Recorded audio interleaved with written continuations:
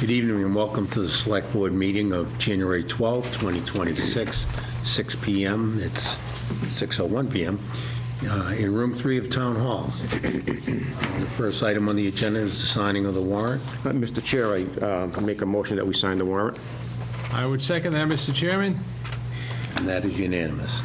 The next item is the approval of the regular session minutes for December 22nd, 2025. Yeah, motion to approve the regular session minutes for December 22nd, 2025. And I would second that as well, Mr. Chairman. That is unanimous. The next is the approval of executive session minutes of January 8th, 2026. A motion to approve the executive session minutes of January 8th, 2026. I would second that, Mr. Chairman. And that is unanimous. We do not have any public hearings.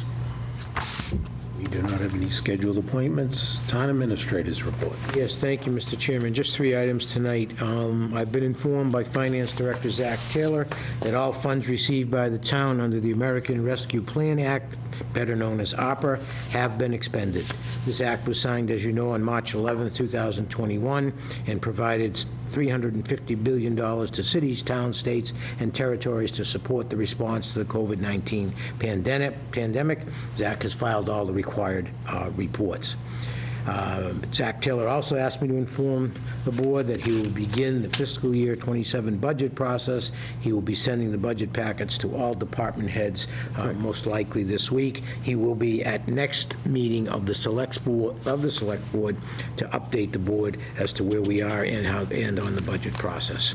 And one final item regarding the community electricity program.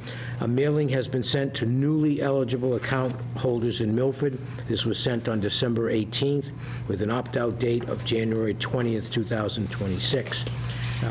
Our consultant, Good Energy, sends routine sweeps periodically to offer the program benefits to newly eligible account holders for the aggregation program.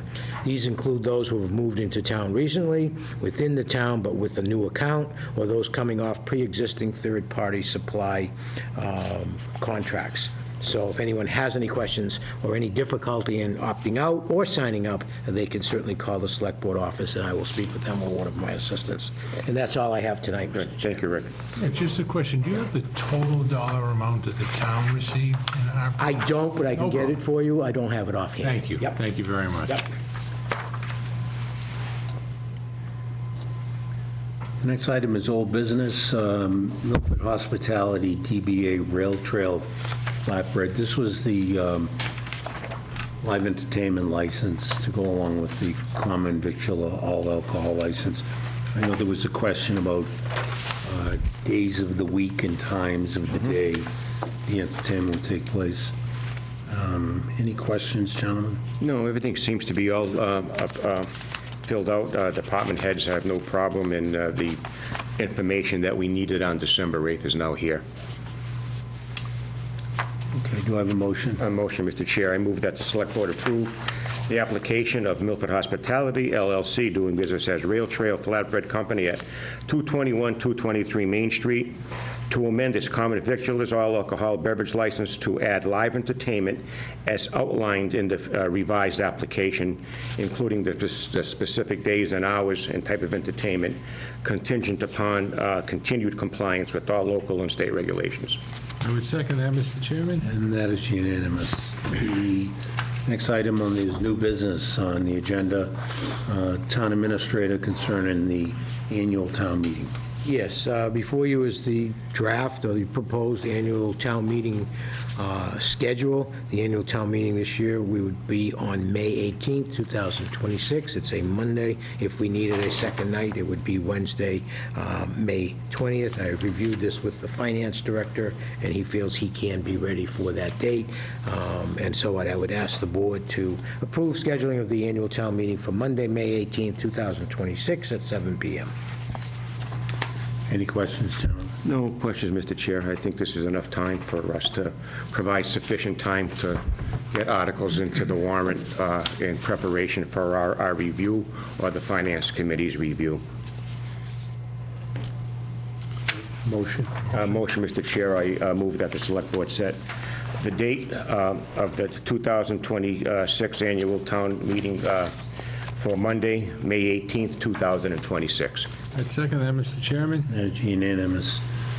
Town administrator concerning the award of the contract for painting of the interior, of Town Hall. Yes, we used the formal bid process for the painting of the interior of Town Hall. We did get a lot of interest, but only received 3 quotes.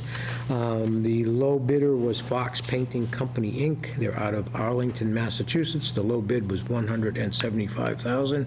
This includes the interior of all the floors, including the upper Town Hall. As the board probably recalls, we have used Fox on a 2 or 3 painting job, both 2 at the senior center and 1 for the exterior of this building. So I'd ask that the board vote to approve the awarding of the contract for this project to Fox Painting Company, Inc. in the amount of $175,000. There's a big gap in these. The bids don't surprise me anymore. They're just, One of them is 140,000 higher than, yeah, that was a pretty big company. They say Marlboro, but they are across the, so sometimes I think they look, maybe they can make a score, and if they don't, that's okay, they move on. I don't know, but I know Fox has done work, otherwise you'd be looking at this bid and saying, Yeah. something's not it right. would be of concern, correct? Do I have a motion? A motion, Mr. Chair, to award the contract for Fox Painting Company at the interior of the Town Hall for $175,000. Fox is at 23 Park Street in Arlington, Mass. I would second that, Mr. Chairman. That's unanimous. Next item is the Milford Youth Center. It's a donation from Alavi and Braza PC, local attorneys who also do a lot of real estate work in the city of Boston, as well as, I think, in the Worcester area. Sure. Regina Braza and Ali Alavi for $6,500 for the youth center, which is pretty significant. Sure is, yeah. Do I have a motion? Well, Motion, first, Mr. Chair, this is a generous and then gift. comments. A generous gift and support like this does strengthen our programs and benefits our young people, and we are grateful for their commitment. I therefore make a motion to accept the, with appreciation, the gift of $6,500 from Alvy and Braza to support the Milford Youth Center. And Rick, as always, you'll make sure that we Sure, send out a yep. nice letter. Again, a very generous gift to something that's very important to this community, and I would gladly second that.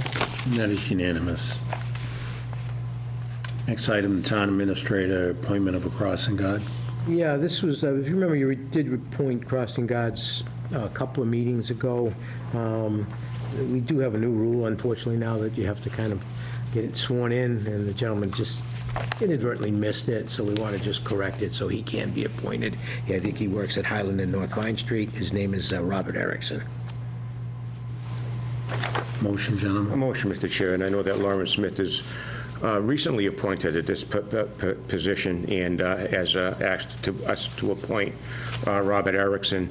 And Lauren has also been good in ensuring that crossings are properly staffed. Therefore, I make a motion that the Select Board appoint Robert Erickson as a crossing guard at the Highland and North Vine Street areas, as recommended by Transportation Director Lauren Smith. I'd second that, Mr. Chairman. And that is unanimous. Next item is a Milford Police Department gift from Benjamin Moore. It's an annual gift they provide both to the police and fire departments each year. This is for $3,000 to be utilized for the law enforcement gift account at the police department. Motion and any comments, gentlemen? Yeah, a little comment that we always hear from Scott Kaplan. We appreciate the what he's done, and also his company, as Benjamin Moore has, since I've been on the committee, has been giving us donations for various organizations. So we want to thank Benjamin Moore for their $3,000 donation to Milford Police Department, and this donation reflects strong community partnership. Therefore, I move that the Select Board accept with appreciation a gift of $3,000 from Benjamin Moore to the benefit of the Milford Police Department. And Mr. Chairman, this is just, as we see this evening, 2 local companies that, among the many, every year, that continually make, point. very generous gift donations to the community. And it's greatly appreciated, and I would gladly second that motion. That is unanimous. Scott Kaplan done a great job there at Benjamin Moore. He's been there for a number of years. Yes. But the annual gift from Benjamin Moore, as well as Lavi and Braza, really makes a difference in these departments. The next item is Town Administrator concerning the appointment of an alternate building commissioner. Yes, I spoke with John Erickson, current, obviously, building commissioner. He is recommending we appoint Tim Arcardi as a part-time alternate building commissioner, and he be placed at grade 11, step 6, under Article 2, with a starting hourly wage of $65.28. It would be contingent upon personnel board approval. I believe they are meeting on Wednesday of this week. Again, it's part-time, 25 hours per week. It is benefit eligible. I do know Tim personally. He did work for us for a period of time, some time ago. I know he is highly qualified. He is currently working in Bellingham, but he will be resigning from that position, so we will be a priority. So I don't want to think the board that he's going to have a part-time position here and a full-time position elsewhere. I think this will strengthen the building department. He would be able to do a lot of the commercial work that John pretty much does himself, as far as inspections, approvals, et cetera. And again, we need time to also work on our zoning and enforcement and the like. So I would recommend that the board approve this appointment, again, contingent upon personnel board approval, which I hope to get on Wednesday. Can I have a motion and any comments, John? Comment, Mr. Chairman, to all this, too, because I did speak with John in regards to this, and just to let the public know that this request for this position is a targeted response to a growing problem that we're experiencing in town with both building department and the Board of Health to expand this particular department. Again, it's not a luxury, it's a necessity. Where Milford, like I mentioned before, has experienced some noticeable increases in illegal conversions and illegal rooming houses, where you have these, when I say illegal rooming houses, I mean they're single-family houses today in single-family residential neighborhoods that are being bought by various property owners. They're not living there, but they're renting out various rooms. And Michael, you know that one on South Central Street as well, that you were also involved with. And like I said, it seems to be spreading pretty much throughout the town. But, the fire department or police department, when they first respond, they find these types of properties that are being misused. The Board of Health finds it, but we don't have the enforcement capacity. Only building and zoning does.